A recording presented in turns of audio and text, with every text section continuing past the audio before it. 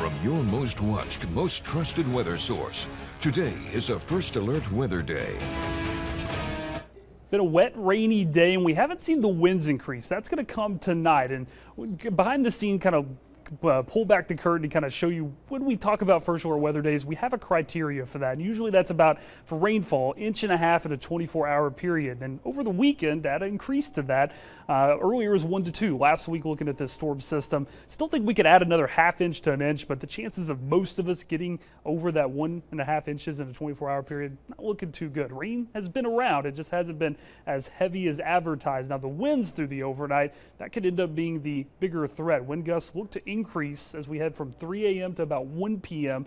and could be close to 50 miles per hour, not just on the coast. Think some inland locations could see wind gusts near 45. You can see the winds heading our direction. They're not here yet, not really expected to be here until probably midnight or later, but 6 a.m. tomorrow morning, as you're trying to head out the door, wind gusts out of the southwest, anywhere from 40 to 50 miles per hour, and they stick around for the next few hours. Could even increase a little bit more through mid-morning. By lunchtime, we're starting to see things kind of drop. Still some strong wind gusts, but more typical windy day for us. This is nothing to do with storms or rain. This is just the general wind. By 6 o'clock, just kind of breezy as things kind of finally start to quiet down. So no winds yet, no wind now from about 24 hours, but as we head through tonight, that's when we're expecting really 3 a.m. those wind gusts to really start. Still dealing with some foggy issues around the area, though has improved on the Crystal Coast. Earlier we were at 0.3 miles of visibility. Now we're at 2.5 in Beaufort. Still foggy out on Hatteras and probably Ocracoke as well, and still some patches of thicker fog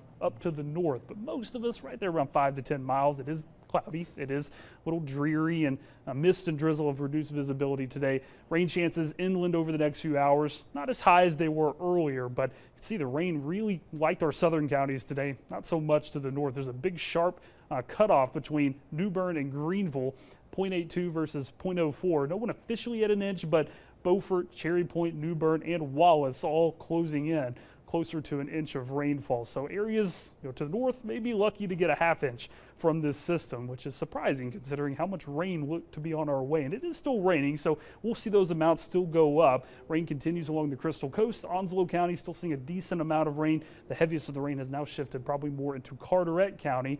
Even a little bit of a break there across portions of the Albemarle Sound from Plymouth, Columbia, down towards Belhaven, but more rain back off to the west, and some of that dark green kind of increasing again as well. So if you're out late tonight, just be aware of the fog, be aware of the rain kind of coming in and out. Sharp cutoff there from areas along and north of Highway 64, but it is slowly starting to push back north now, and over the next few hours could start to run into more rain and maybe even a few thunderstorms, though right now those are well off to our west, so probably going to be a late arrival before we head through the overnight hours. Notice as those scattered thunderstorms arrive, they're scattered, they're isolated, they're not impacting everyone. Maybe a quick burst of showers tomorrow morning, and then we should be dry the rest of the day. Temperatures probably not hitting the 60s for a couple of days until we head into Thursday, but things do quiet down a little bit, and we're watching another storm system that looks to hopefully avoid Game 1 and Game 2 for ECU's opening baseball weekend.